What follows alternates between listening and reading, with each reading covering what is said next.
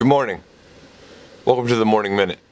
Today we're going to be talking about voicing in chords and how that works. So voicing is the process by which we determine how a chord is spaced out.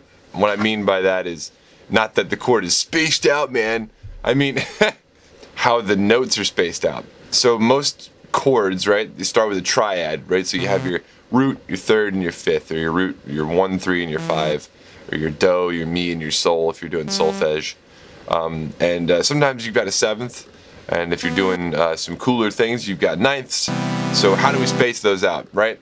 Because in electronic music, you oftentimes will have these really thick chords, and I mean like THICC, thick chords. You know what I'm saying?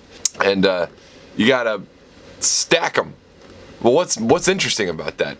The fact is that if you stack them all together, and then you just copy that up an octave or copy that down an octave, so you've got two stacks of chords that are just right on top of each other, it doesn't sound as powerful.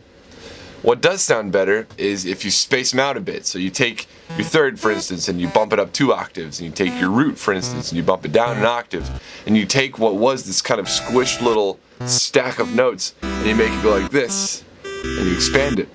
Then, knowing what you know, based on taste, based on how your ears are feeling, you add additional octaves to whichever voice isn't loud enough. Try that out. Let me know what you think.